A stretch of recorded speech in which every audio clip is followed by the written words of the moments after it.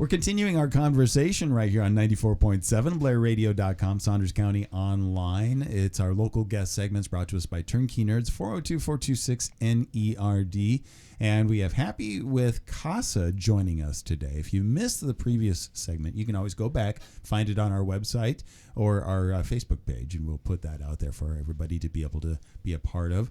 But CASA, again, it is an advocate for children. Yes. That's in the court system.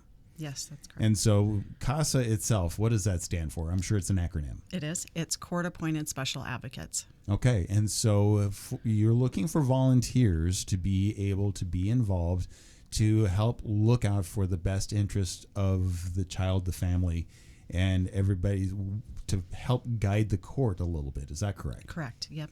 Just to ensure that the judge has all the information and that the child's voice is lifted, so he or she can understand the position of the child as well in the case. And so we're getting into a difficult time of year, especially if there are children involved in the court system with the holidays coming up. Correct. Does that pose a special need at this point? It does. So, I mean, if you can imagine how hard it would be to wake up on Christmas in a foster care situation. And so a lot of our children are not at home. They are placed outside the home, and they have wishes and needs just like every child at Christmas. And so we try to take care of that. We have our CASA Christmas tree that we have put up here at Christ Lutheran Church, and it lists the ornaments that are placed on their wish, lists the wishes of the children and their needs. And for example, the tree that you have up here on the Dana campus, the old Dana campus, Angel Share, and what is going to be in the future, but at Christ Lutheran Church. Now, are those children specific to Washington County? There are, yes. There are children specific to Washington County. We also have a Christmas tree at the Dodge County Courthouse. And so before I put the tree up here, I had put some of the names there, and they were taken right away as well. Wow. So there are just probably a couple here. But okay. Yes, there are from Washington County. They're from Washington County. So again, it is an opportunity to be able to come and help somebody that you know is in a very trying situation during the holiday season. Yes. So help lift the spirit of somebody. So absolutely. It's not just, I know you're looking for volunteers, but you're also looking to be able to uplift the spirits of those that are in the system. Absolutely. If someone doesn't have the time and they have time constraints right now, we have many ways that they could help us at certain events or helping with the Christmas tree situation and other types of things that they can be involved in as well if they don't have time to volunteer. And then a great New Year's resolution would be to step up and help out for a year or 2 or 3 or however long it takes to work with a child in a situation. Yes, absolutely. Our goal is to have a CASA volunteer for every child that's involved in the court system that needs an advocate. So that is our goal that we will be kicking the year off with. Okay, so would it be, actually, I would say the goal would be to have more than you need. Yes, that would be have wonderful. More trained than you really need. Yes. So what, on average, I think the last segment you said about 20? Yes. And so hopefully it doesn't increase dramatically, because that would show a sign of something else, a symptom of something, isn't it? Yes, it would. The numbers did increase in Dodge County, and not exactly sure what that increase is due to. COVID played a huge role in different things as well, and so we're trying to kind of combat that still.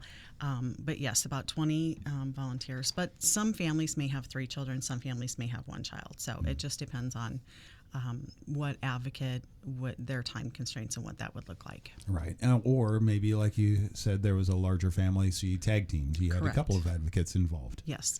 We actually, in Saunders County, we have a husband and wife that tag team a case, and so that is very helpful as well. So.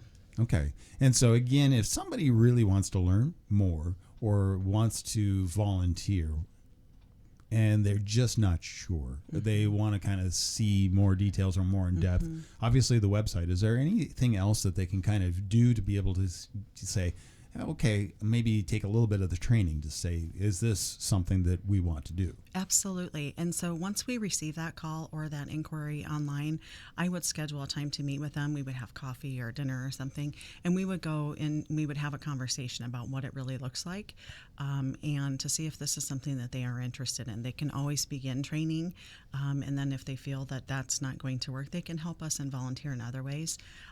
But most of the time, a majority of our volunteers go through with it, and it is so rewarding to see the child's life change, Right. and to see their situation either reunify with the parents or find final through adoption. So, And then how do you kind of work through, because it takes a special type of individual to be able to work in situations without letting that affect them directly? so we dive into that pretty deeply into training. And then we have myself and Evelyn Stearman is our program supervisor. We work monthly with our volunteers, and we really have those deep conversations on how things are going. We try to problem solve and work through those challenges that someone might be facing. Because somebody may be out there is like, I would love to, but I think I would just get overwhelmed. Yes, and we do hear that a lot.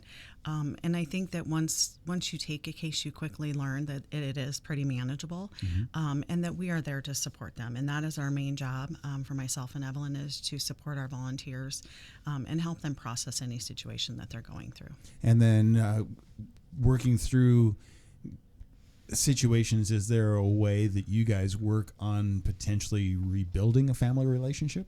Yes, and so most of the time our volunteers will also participate in team meetings, and those are held like once a month via Zoom, where the whole family and the whole team, attorneys and everyone, is on the call and talking about the case and the progress and how things are going, and just the parents knowing that someone is there looking out for their children during this tough time also increases the opportunity for us to make an impact on their lives. And so there have been many positive changes with that, and the parents really build that relationship with our volunteers as well. Because obviously the goal would be to repair relationships and be able to restore the family as a whole. Yes, if possible. There are situations where Oh, that does happen, not. but there are situations where that does not happen. Yes, Right. And either guardianship or adoption is the final. But either way, we are advocating for the children and what's in her or his best interest. So if somebody is out there right now wondering what they can do to make an impact in the surrounding, and that's our future, is Yes. working for the children. Yes, absolutely. Children with a CASA volunteer are half as likely to return to foster care in their lifetime. So that right there makes a huge impact in the life of that child and for our county, and for the community that we serve. So. Okay, and so again, do you have like an office or something, or people can call? Yes. So the website is CASA International? CASAofthemidlands.org. And then our phone number is 402-816-4131, and anybody can reach out and we can meet. Okay. Well, again, let's all get together. And that's really what we're looking to do as we get into the holiday seasons. Find those ways that has a long-term impact, that is, because it's great that we give really quick right now. Yes. But then there's ways we can continue that and be able to grow into the future. So learn more at CASAofthemidlands.org, or contact Happy, and so look up because you're in Fremont. Yes. That's where your office is, but you serve Saunders, Dodge, and Washington counties. Correct. And so kind of similar to Three Rivers Public Health, do you work with them a lot? Sometimes we do. So we have a lot of community contacts, and we work collaboratively with a lot of community providers, and so yes.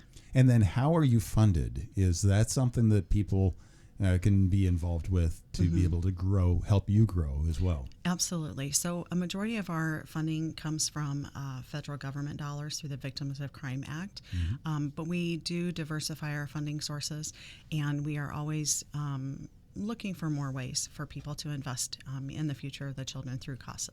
Okay, so there's several ways, whether it is time, whether it is through financial, or if it is by going and uplifting somebody's spirit by going to the Christmas tree. Absolutely. So again, the Christmas tree again is right now at the First Lutheran Church up on the old Dana campus. So you can go and pick a name or names Yes. and help make an impact that way as well. Wonderful. And thank you for having us here today. You're very welcome. Thank you. Come in anytime to be able to talk about it. And Thank we you. want to make sure that, again, we have a great positive impact for our future. Thank you so much.